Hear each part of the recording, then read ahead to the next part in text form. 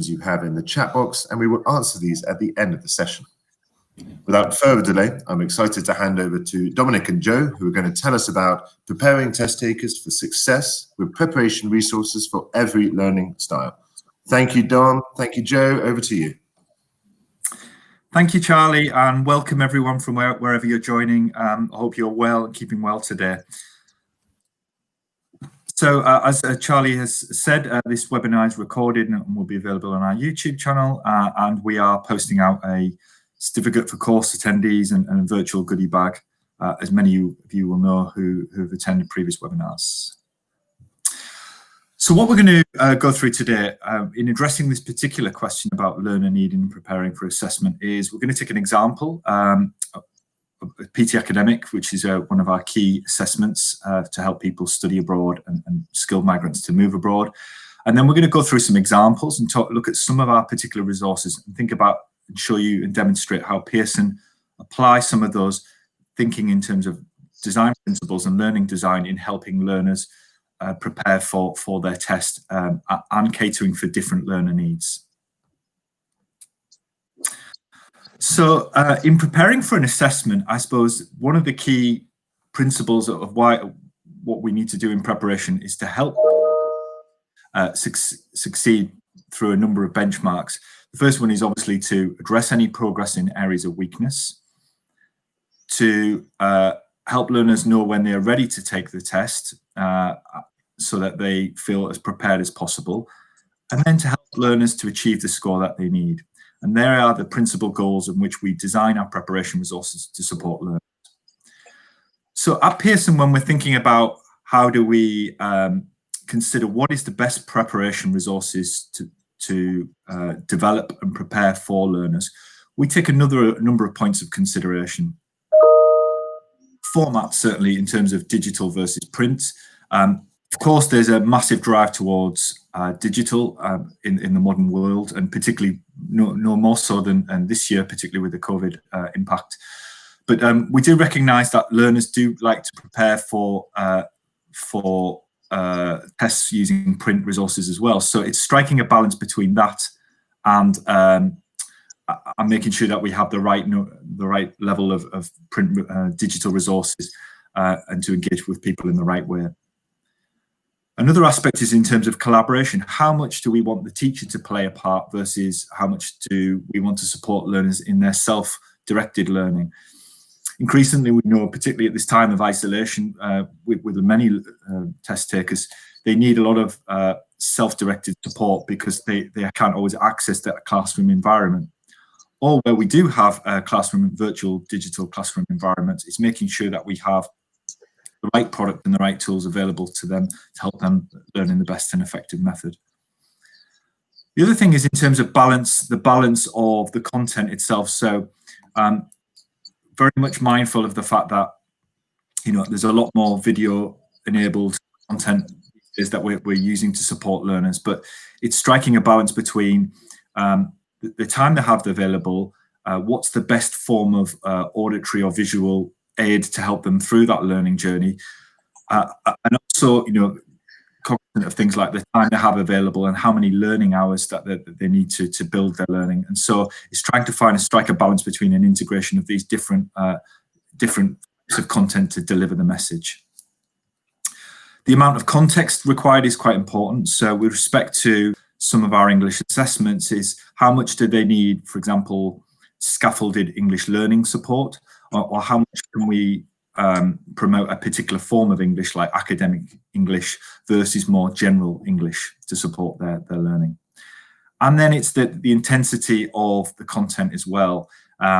So increasingly we are very mindful of the fact that people are time poor in many instances or have a number of competing mediums to contend with. So we're trying to modularize or bite-size a lot of that content information to make it as digestible as possible. But in certain contexts, it's much more appropriate to have a much more longer field of text and a much more gradiated form of English language instruction. So it's trying to find the balance between those particular areas. I've touched upon there that time is a massive important variable in all this and continues to be. So particularly at the moment, and thinking ahead with our roadmap in the future as well, we're particularly trying to create things which are as digestible as possible and as affordable as well for learners. So we have a number of design principles that we consider when we're making preparation resources at Pearson, and these kind of key principles are very much at front and center of how we develop our resources. So the authenticity of content, how do we make learners actively engaged in the content that we have available? How relatable is that content to them in the modern world? So even if we're using things like academic English, you know, how much is that contextualized around particular topics that people can engage with and you know, have discussion or interaction with other users, for example. Personalization, as we all know, many of the digital experiences we have in our life now are increasingly personalized, and so that is increasingly what we see as a learner need, and that's very much a core principle in how we think about our learning and our development of our resources going forward. Objective alignment. How well does the preparation resource align with the goals of the assessment? Of course, all of our tools do align with the assessment, but it's the extent to which you do that and to the depth which you do that, which is quite important. So, you know, some of the learning tools that we have mainly are to just get people familiar with the types of questions that we have in the test. Some are much more extensive when they look at particular learning objects that we've got to get learners familiar with, so that they have a clear understanding of how to perform on the test itself. Feedback is increasingly important. We know it's one of the most important things that test takers value, that each of our preparation tools has some ability to either interact through yourselves, for example, and many of you are teachers, how they can get that feedback on digital resources, for example, or how they can have instant feedback in many cases in some of the activities that they participate in. Spaced practice. This is one of our principles which thinks about how do we introduce repetitive tasks throughout the preparation experience at a number of spaced junctures. So allow people to take a particular practiced activity, you know, go away, self-reflect, think about how they've done on that activity, and then come back and repeat that task over time. And we use other principles related to that, like interleaving, how we make a mix of different topics, for example, to vary the learning style and to vary people's understanding on that particular assessment, as another mechanism to make sure that people resonate with that content and it sticks in their mind. And then reflection and self-management. So a lot of our tools now, we're thinking more and more about how do we make sure that, as well as interacting with the activities, how do they have an opportunity to sit back, look at how they've performed over a number of activities, and then, you know, use that data to try and think about their preparation for their next phase, or how they cognitively change their approach in order to perform better. So these are some of the key principles that feed into our design of our preparation resources, and you know, we'll talk about a few examples of some of these principles with respect to our particular assessment that we're going to talk about now. So the example assessment is PTE Academic, and I know some of you on the webinar will be very familiar with this assessment, some of you less so. So I will just basically summarize the assessment. It's a 4 skills test. It's a 3-hour assessment delivered in our test centres by computer, and it's used for people who are generally studying abroad or going for skilled migration to predominantly, you know, native English speaking destinations like UK, Australia, Canada, etc.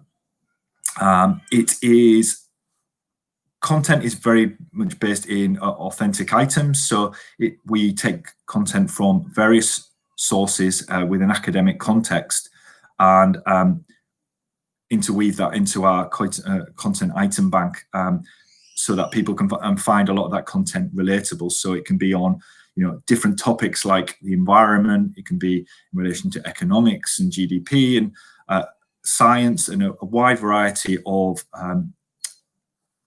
content areas that people are likely to come across, particularly in an academic context, but also in a professional environment as well. There's a big focus on integrated communicative skills, and some of those design principles we were talking about earlier mean it's very important that when we think about how we develop our preparations tools to think about different learner needs, that we make sure that those tools reflect how people would interact in a communicative environment. So, for example, the item types for PTE Academic are very much testing, for example, your listening and your reading ability, for example. So you're reading a set of text, and then you have to listen to something, and then you respond to it in kind, either through spoken form or in interacting in response. And so when we think about some of the prep resources, like our mobile app, for example, we're making sure that we make that experience as relatable as possible to not only the test, but how you would actually behave in a real world situation. The fact that it's a computer-delivered test, PTE Academic, means that people need to have effective test management skills. What we mean by that is, for some people in many of our markets, they're used to paper and pen tests and not so used to taking it on a computer. And so we're very mindful of, in preparing for learners for our test, that we need to provide a mix of resources that helps people get comfortable and familiar with how to manage their performance in a computer-based environment. So, for example, taking a recording of themselves and listening it back is a good way to practice getting into the rhythm of doing speaking activities on the test itself. And that plays into the final point, is that this test tests through automated scoring your speaking ability. So people have to be comfortable in that context. So lots of things at play, and I think PTE Academic is a really good example of how we take some of those learning design principles, we think about the context in which people have to take the assessment, and then we try to interplay that into our development of our resources.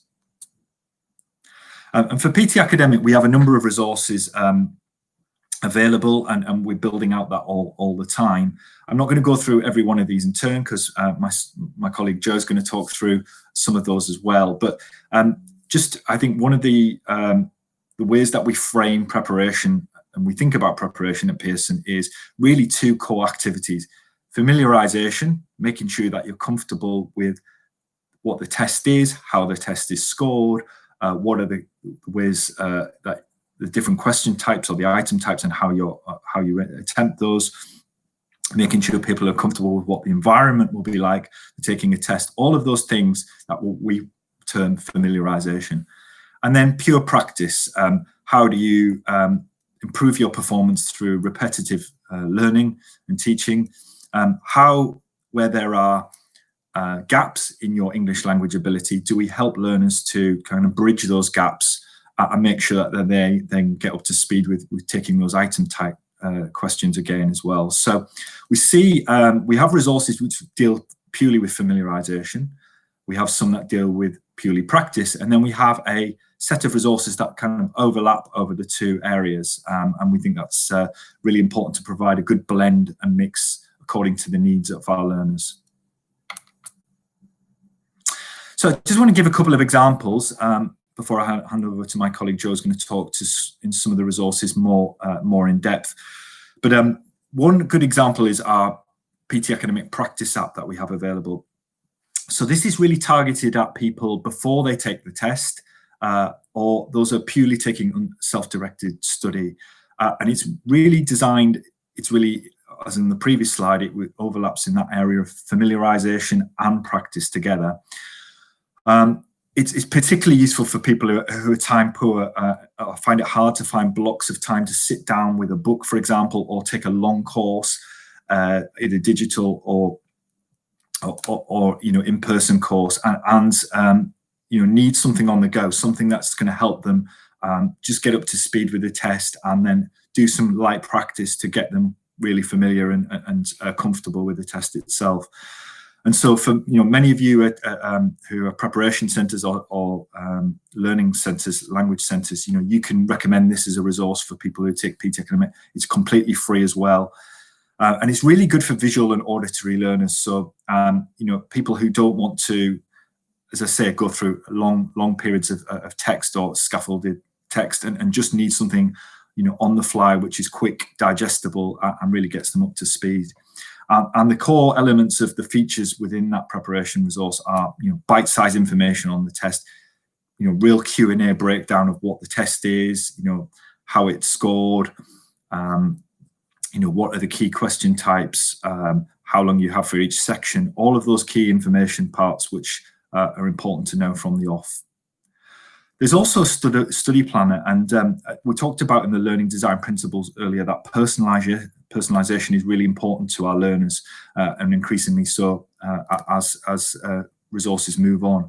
And so within this resource, we've created a study planner where people can plug in a number of data points, like, for example, their test date, and whether they want kind of basic or advanced preparation within the app, and it then customizes that content for the learner. So and according to how many days you have, it will recommend what are the most important things to do. So if you've only got 5 days before your test, you will be given the most essential items to complete, and you have a work list to work through, a to-do list where you can check off those items as you go through them. Also, there you can launch directly into the task types themselves. So if you just want to get straight down to practice, you can do that. And of course, because it's delivered through an app itself, it's really designed as app first experience. So real focus on minimum scroll in terms of scrolling up and down the screen. Really gives you a good visualization of that question, and then allows you to very clearly interact with that question type. Whether that's just selecting a multiple choice reading question, or whether it's, for example, recording your own voice for a spoken question. Another example of one of our key resources is our score practice test. Now, these are really popular. This is designed for all test takers. I mean, we'd recommend every single test taker, person preparing to do PTE Academic, take a score practice test, because as one of the other design principles we talked about, feedback is really important to our learners. And what the key advantage with this, as the clue is in the title, is it gives you a full score report of your ability, and the scoring engine is aligned with our test engine. So you get a full score report, a full breakdown of each of your 4 communicative skills, plus some enabling skills and guidance as well. So it's a really important tool. And it really gives that validation of whether you're ready to take the test. We currently have 4 score practice tests available, and we'll be adding more over time. But one of the good things about it is you can obviously buy a set of score practice tests, have that kind of spaced learning that I talked about earlier as well. So you can take one test, go away, work on those areas of areas to improve, and then come back and take another test, a month, 2 months later, and try and see where you've plugged the gaps. Each of the sections are fully timed as well, so it really helps people around the format of the test. So the time, it's timed to task on each of the sections, so you know that you can manage that test management side of things, which was really important, which I talked about earlier. And yeah, and you get, as I say, results back very quickly. Most results are back within an hour. And it allows you to kind of move forward. So I hope that's a reasonable example for you all of how we at Pearson are trying to think about designing our preparation resources for learners, but also just to think more broadly about what are the key principles that you should think about in terms of learner lead and learner design for preparation. I'm now going to hand over to my colleague Joe, who's going to talk a little bit more about some more of the resources that we have available and the relative benefits of those. Thanks, Dom. Hi, everybody. Welcome. Thanks for coming today. My name's Jo, as you heard. I'm a product manager for Test Prep Courseware, and I'm going to be giving you some examples of some new products that are available this year, brand new, hot off the press. And talking a little bit more about how this learning design, learner needs, and how exactly we've gone about trying to make sure that we cover all bases and give everybody a little bit of everything. So I'm going to start by talking about talking about what Dom was talking about in terms of how do we make sure that our courseware, our materials actually help meet learners' needs and help them to reach their goals as well. So you've heard quite a bit from us already. I'd like to ask you a question. So in the chat box, if you can put your thoughts and answers to this question, I'd really appreciate it. In which areas do your students need the most support when preparing for an assessment? And when I say assessment, I mean a big test like a PTE Academic or an IELTS or a Cambridge test or whatever it is. What do you think your students need the most support with? I'll give you a minute to answer that. Hi, Mohammed. Nice to see you again. Writing, okay. Seems a popular answer.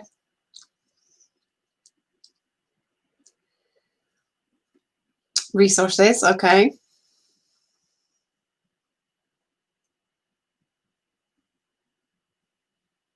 Interesting. So writing comes up quite heavily, speaking as well. I'm not saying a lot of reading, which is interesting. So clearly your students are all acing it at reading. Great. All right, so they clearly need a lot of help with some specific skills in general. That might be country or market related, or it might just be that in fact those are some of the most difficult skills to manage. So how do test takers want their materials to meet their personal needs?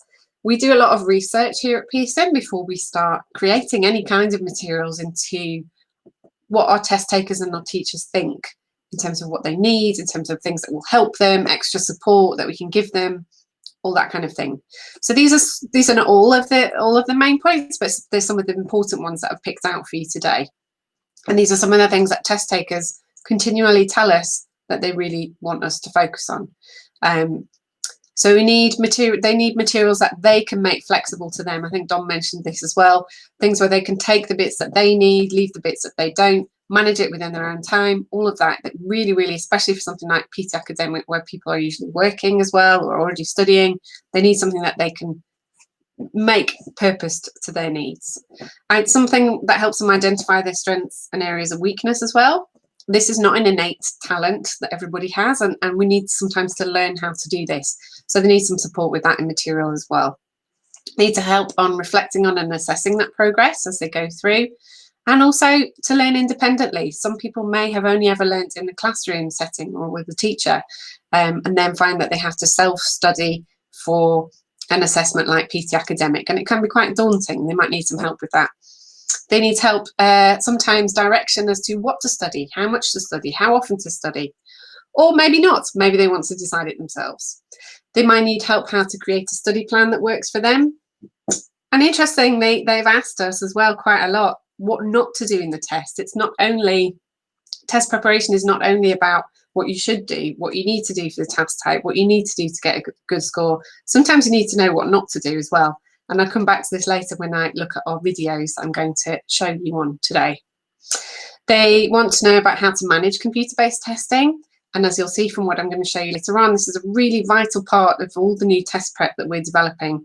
How to manage it, how to manage that environment, how to manage the stress and the anxiety of being in a computer-based test.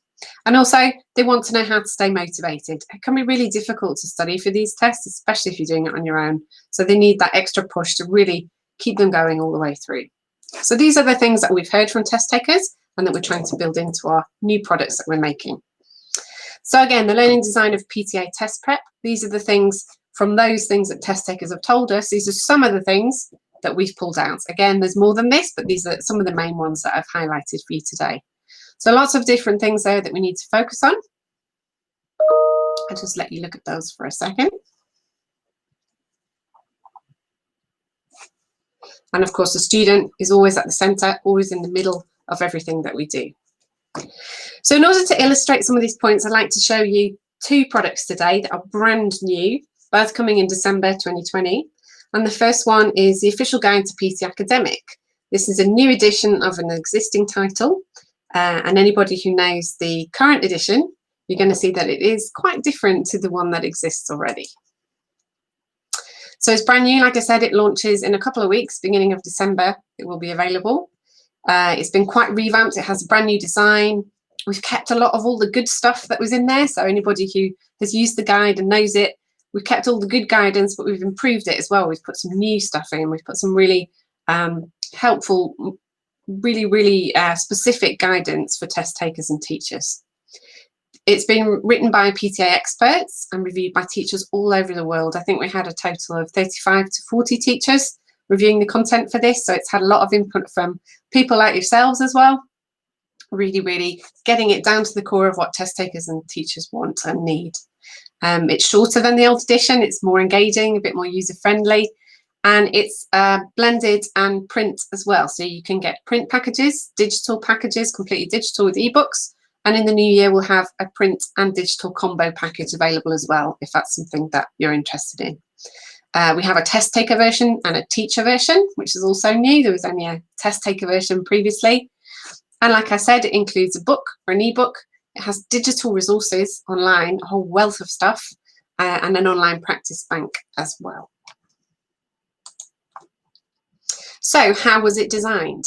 It's specifically designed to be used for many different scenarios, many different teaching situations. And for those of you that I can see who are in the session this morning, exactly what we were talking about there, flexible test prep that you can use in the way that you want to.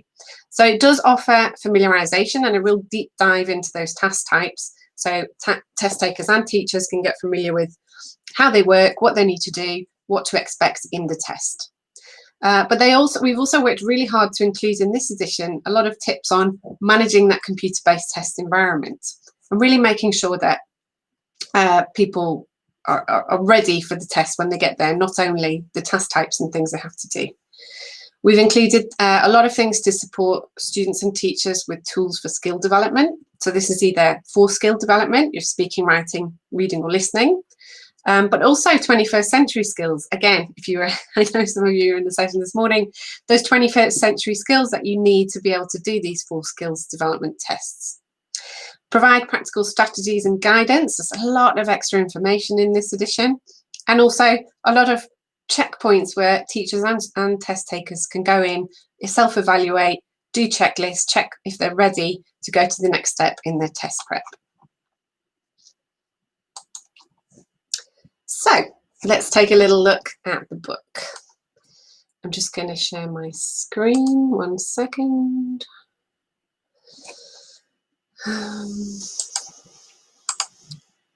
Right, shout if you can't see my screen.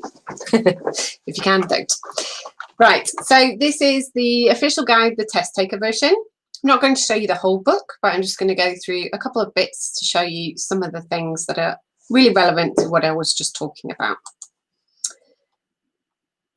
So the book is divided into different sections. At the beginning here, you have a really nice spread, which really kind of signposts the test taker to everything that comes in the course, tells them all about how it's built and what the sections are. And this part here on the second page is really helpful. So it gives them a whole list of all the extra resources that they can get online, worksheets, lots of things for building their skills, useful language for writing and speaking, how to structure writing for different writing tasks, lots of useful things. So that tells them what they can find and what it's good to use for, or when they might want to use it. And then the beginning of the book is basically all around the test, how to get ready for the test, and how to get to know what to expect. We've built into this edition something really important, which is a fast track preparation route and an in-depth study route. So what this means is we've tried to make the information easily locatable for different students. So we know some students might want to take the test very quickly, or other students might have a lot longer to prepare and really want to take the time in getting ready for the test. They might be taking another English course alongside this, so they might want to take a bit longer. So throughout the book, we've got these 2 logos, the fast track preparation and the in-depth study. The students can easily go in, identify the parts that are bite-sized, quick information, if they're on a fast track route, or in depth if they want to take a little bit more time, use absolutely all of the resources online available to them and read everything and work on everything in a lot more detail. So that's a really important part of the book. The book is divided into sections. So you have your speaking section, tells you all about the speaking part of the test. And then you go into what is the task type deep dive, as I like to call it. So here we have an example of describe image. So you have an example of a task type. we have the skills very clearly listed that are tested and what happens in the test at the top, and some things, just general things to remember as well.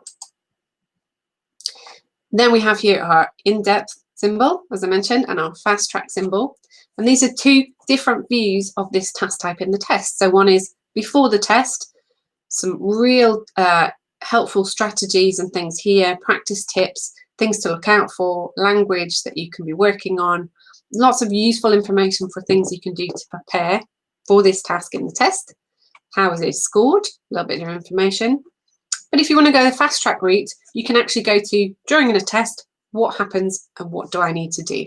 So it tells you very clearly in each section, all of those things. And some do's and don'ts at the bottom. Very important to mention the do's and the don'ts, not only the things that you should do. And at the end, you have another task. And this is a practice task for the student to do for themselves. So they can either do it in depth with a little more time, maybe do it in the book, on paper, record themselves on their phone. Maybe they want to take a bit of time with it. Or they can go to the online question bank and do the task on there under timed conditions. And if it's a speaking or writing task, they can get a sample answer. Then they get to reflect on their practice, some exercises here, some listening to sample answers and comparing their answers with this checklist, and a little bit of signposting at the bottom for what they need to do. So a lot of different ways for students and teachers to use this material. At the end of each skill section, we have a really important section which is all about building those essential skills around the test and the test management. So we have lots of chunky ideas here on speaking and different areas of speaking that you can work on, and real practical things that students can do. Signposting to some more resources. We have a fantastic checklist which goes through all of the skills that are tested in the speaking part of the test, so students can see if they're actually feeling confident, not quite yet, or really need to work on those things more. And then this last page is really nice and gives them some of those 21st century skill ideas, things that they can do to improve their performance in the test and feel confident. So, you know, how to combine listening and speaking skills, things on note-taking, time management, critical thinking, and how to be confident in this part of the test. And then the back, they have a glossary. So it's just a little overview for you there of the book, but I think you can possibly see just from looking at that some of the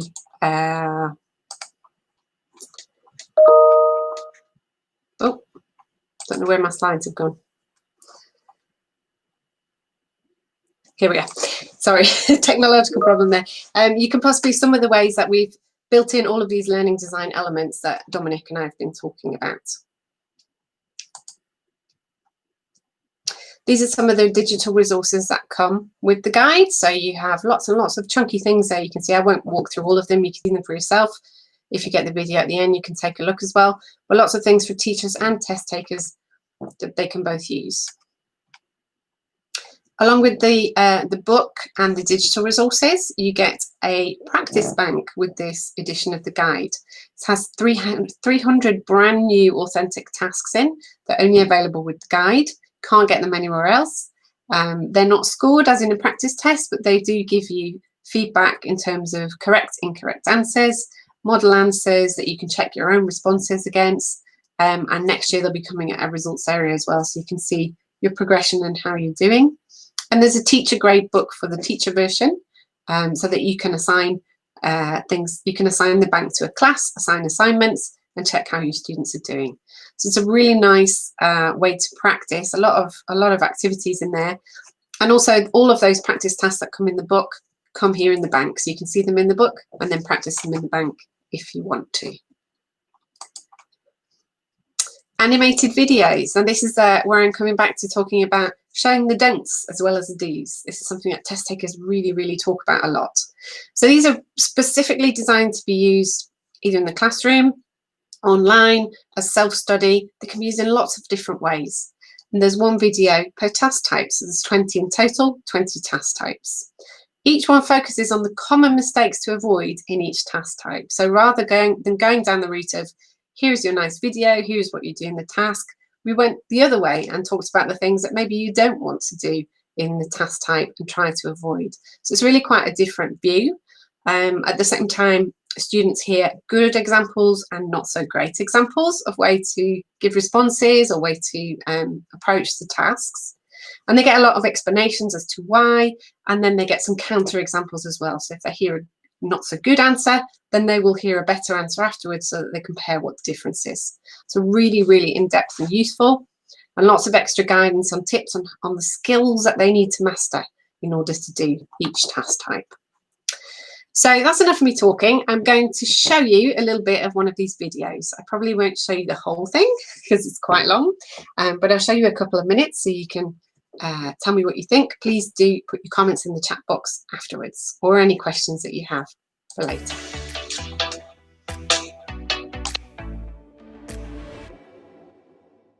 Describe image. Common mistakes. In describe image, you will see a graph, a chart, a table, or something similar.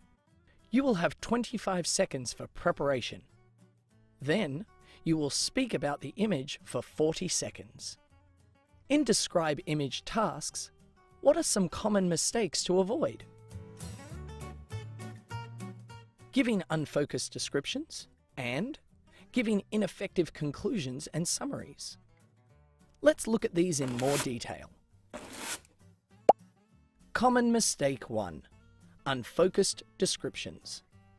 Listen to this test taker. Why is their description unfocused? So basically, lots of Australian teenagers were working, especially females. Probably this is the case in other countries too. Where I live, more women work than men. Lots of over 50s in Australia weren't working. Probably, maybe because they don't want to anymore. The description is unfocused because, firstly, it doesn't start with an overview of the data. It immediately begins talking about the teenagers column. Give an introduction that deals with the image as a whole. Use a sentence like, the graph shows the proportion of Australians working or studying by gender and age group for the year 2019. Next, the unfocused description doesn't use details to support its points. It uses imprecise terms like lots rather than factual data.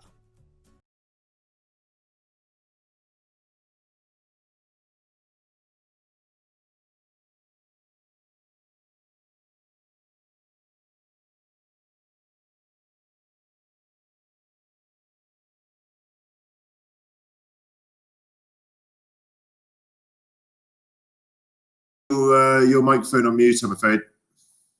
Sorry, back to where you started off. Okay. Sorry, tech problems, guys. As I was saying, I think just from that snippet, unfortunately, I can't show you the whole thing because it's quite long.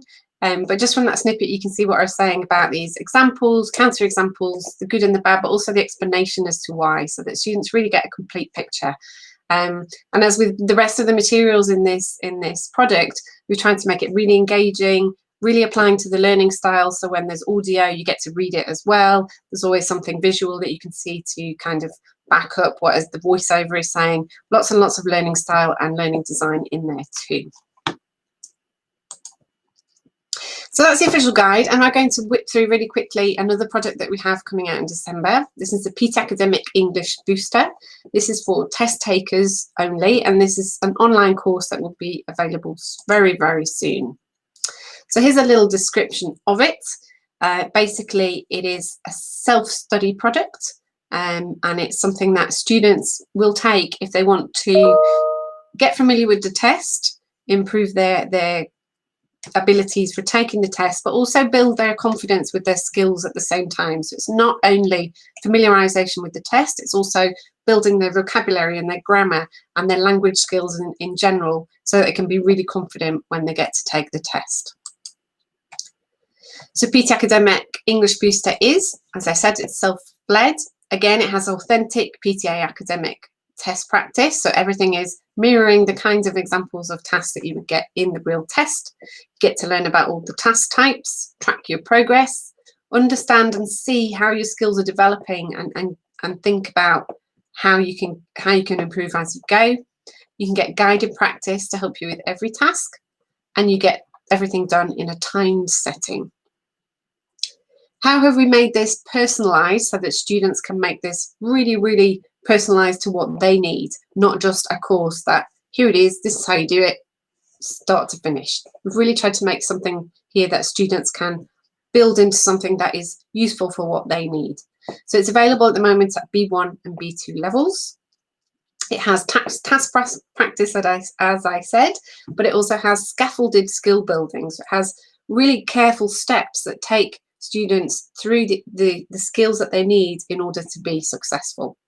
The course content length and intensity is adaptable, so you don't have to take it for a certain amount of time, certain amount of hours a day or a week. You can do it for as long or as little as you want, and choose the content as you go through. Learners are supported with tips, and they have lots of different ways of learning and seeing the content. So there's videos, descriptive tests, and practice as well. There's a guided process, well, there's just a test route. So you can decide if you want to go, again, a little bit more in depth, or do you want to do that fast track, get through it, this is what I really want to know. And again, you get a results area for students so they can check their own progress. So this is just a snippet of a view here. This is your dashboard on the side, and this is an example of a guided activity. So this is working towards, I think, fill in the blanks, but it's giving you some activities before that to work on your language skills in order to be able to do that kind of task. This is your dashboard here. So this is where you can see where you would access the different content divided by parts of the test and task types. And again, this is your results area. So this is where you would see what modules you've done, how many lessons you've completed, how long you've spent studying, and also the number of attempts for all of the task types and activities in there. So really, really nice. This is really exciting, and this is coming out in December. So I guess we have a couple of time for questions. Charlie, over to you. Is there anything coming from the chat? Thanks very much for that, Jo. So yet again, a great session. So well done for your second one of the day. Much appreciated. And of course, Dominic, the same to you. We haven't actually had too many questions coming in. You might be happy to hear. However, we have had a couple of people asking about how they can get access and how they can find out more. So I'm just going to copy in this link to the chat now. And this is the catalogue page for our assessment offerings, where you can find out who to speak to learn more, or you can find out who your ELT consultants are to get costs and to find out what the best option is for you. Jo also shared some URLs up there. Perhaps you can give just a very brief rundown of what those three URLs are. Sure. So we've got some different. We've just split it into test takers and institutions and teachers. So you have PTE Academic and UKVI. So everything around PTE Academic, you can get all the information you need on pearsonpte.com. If you want to specifically look at preparation and some of these projects or some of the other ones that Dom listed earlier, you can go to the preparation section and there'll be a whole load of information there. If you're interested in buying a digital version of the official guide or the skills booster product, you can buy those through pte.com as of December. So that's a good place to get them, or you can go through your local Pearson rep as well, or through the catalogue that Charles has nicely put into the chat for you. And then for institutions and teachers, same things, is pearsonpte.com, but there's a specific area for teachers where you can get lots of teaching resources, lots of juicy things, and lots of things coming your way for teachers too. So there's obviously a teacher version of the official guide. There's some free teacher training, which will be coming live in 2021 and Q1, really early next year. So lots of exciting things coming. If you are interested, please do start checking out these sites, and please do get in touch with your local Pearson rep if you have any questions. Fantastic. Thanks for that, Jo. Dominic, did you have anything to add to that there? I think Jo's perfectly summed it up, to be honest. I don't much more I can add, but yeah, it's all there. You know, please access the links. We will be going through some updates to our pages in December to reflect the fact that we can offer these products now.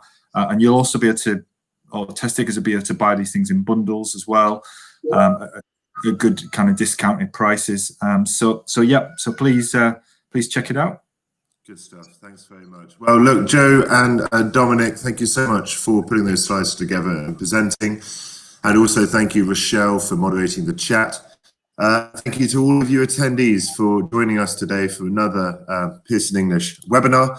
Today is dedicated solely to our assessment offering, so please check out the URL I've pinned in the chat box. We've got an afternoon of sessions where we'll be delving into further details of our assessment offerings.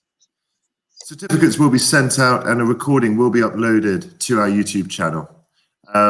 Also look out for your virtual goodie bag. Thanks once again, Joe, Dom and Rochelle. And thank you to all your attendees for joining us. Stay safe and have a good rest of your day.